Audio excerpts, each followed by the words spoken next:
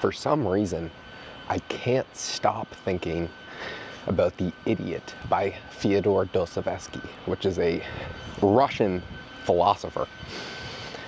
He wrote this novel called The Idiot, which was, let's say, a philosophical fiction book, which was my favorite book genre. I have not been reading much recently because I've been focusing on growing the business, but the premise of the book is you have this guy who is kind of symbolic as the Christ, a Christ-like figure who is like the embodiment of goodness and humility with no ego, and he's just always doing the right thing, always good and pure. I mean, I think pure is the perfect way to put it. He's put in this world, the scene is 19th century Russia, which is very corrupt. And the value system in 19th century Russia in this time is very messed up. I mean, people are used to just lying, cheating, stealing, manipulating, con at all times.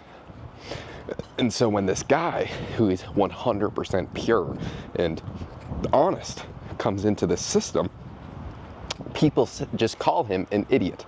They treat him as such, when in reality, he's just the embodiment of good, and everybody else is really messed up. But and the kind of the premise and the philosophical background of the book is what happens when, let's say, a perfect being, and that's, I'm using that word because this is a fictional novel, is put into a messed up society. And at first, everyone just says, this guy's an idiot, and they treat him as such. But eventually, when you repetitively do the right thing over and over and over again, people want to follow this person and be around him more because they're not used to it. They just have never experienced the goodness of someone who is just pure and honest in their entire life. And so they see it as stupidity, but eventually they realize that, no, wait a minute, this guy is who I want to follow and who I want to be around, which I think happens a lot in business. I mean, that's what I focus on, trying to grow my business and doing more and more things. And there's been so many times when I've drastically messed something up in terms of, or have been messed over. There's 2 times in particular that I can always think of. One, I kind of partnered with this deal, did this big kind of launch, and we made a few $100,000. We were supposed to have some sort of 60-40 split, and no contact after that. Whatever. Forgive the guy, good learning experience. I just want to see if what I thought we were going to do would actually drive a lot of revenue. And I was just experimenting with different things. Second time, had a hard, soft agreement with somebody, didn't sign the paperwork, messed out on some payment, and whatever. Completely forgive these people. I think it's actually my fault why I lost the money. I should have had my legal in place. I should have had better communication. There's a lot of things I should have done better. Just 100% forgiven. There was so many times when really, really bad things happened. And it was always just, okay, whatever, we'll just move on to the next. And I've constantly just been called naive. And I understand that. But I don't really care. I mean, I want to take actions to where these things don't happen again. But I see the way a lot of really large business owners become because they've constantly been messed over in the past, but it impacts their life too much who they are today. I think it's good to be naive and to just give people the benefit of the doubt at all times and always. I mean, I have a bad, I don't think it's a problem, where I just 100% of the time, I just assume the best. I'm just very optimistic in pretty much every single avenue of life. And I always assume people are coming at it with good intentions. And that leads to getting burnt a lot, but it also leads to building incredible, incredible relationships. And so going back to this Fyodor Dostoevsky book, The Idiot, I think it's good to be the idiot in a lot of circumstances. And it may, if it's the long game, eventually if you continue to do the right thing over time and be correct with your morals and ethics and integrity, that's one of the biggest lessons that I ever learned from my first mentor, George Gammon, when I started working with him. He just has so much integrity, so much integrity. It's unreal. I thought that everyone was like that. I mean, I'm honestly the luckiest person in the entire world that is the first person I started working for, because I just assumed every single person did business this way, just like him. And I thought that because he was the only real example that I could come off of. This guy just has like perfect integrity. And I really have been inspired from that to just always try and act in that exact same way, regardless of what happens, not really care, just knowing that if I'm doing something, like the only thing that no one can take away from you is what's inside. They can take away everything else, but if you always remain true to yourself, it doesn't really matter. That's a compromise that I'm not willing to make. So I honestly want to be looked at now as naive and, let's say, as an idiot. Because who cares if it's a messed up world? If you continue to do the right thing over and over again for a long period of time, it's not just gonna pay off in a little way.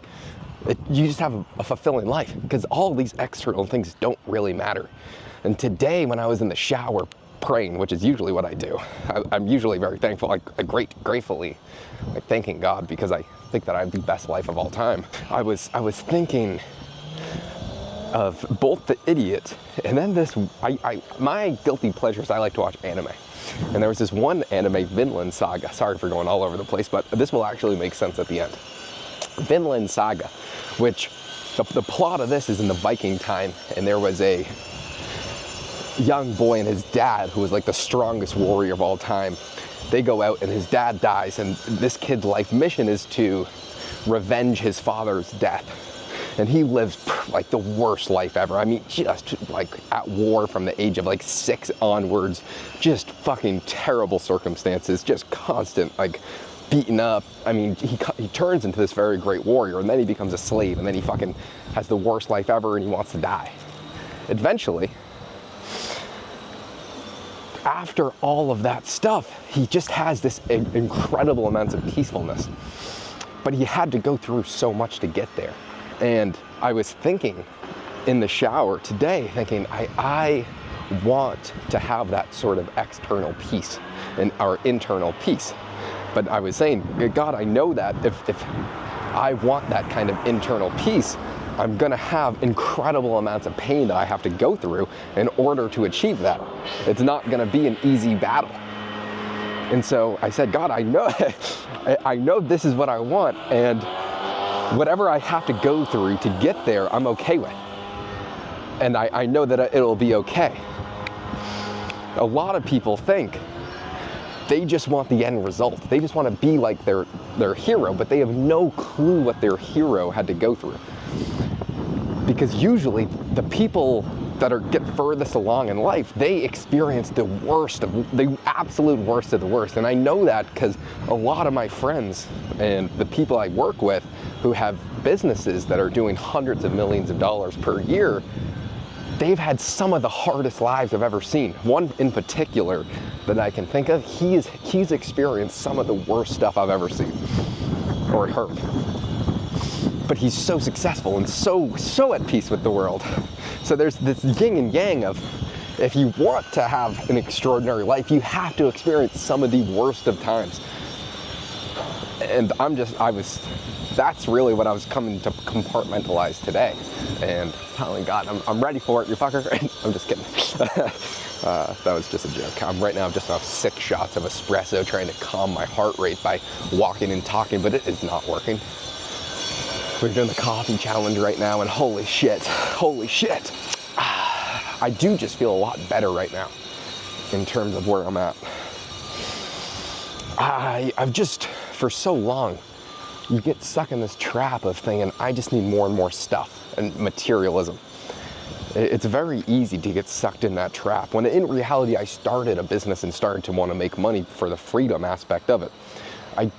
I know that when I have a ton of money, I'm not gonna care about the cars or the houses or anything else. I'm gonna care about the freedom and the ability to do whatever I want to. And I have that ability to a pretty high degree right now at a very young age, and it's spectacular.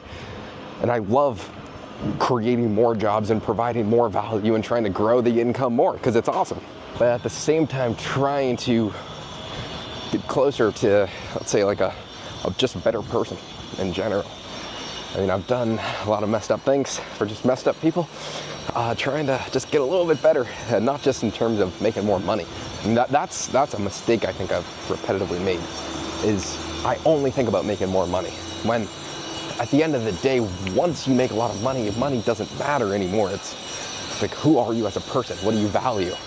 Who are the people you're surrounded by? So I'm just trying to think about those things more, because the money will come.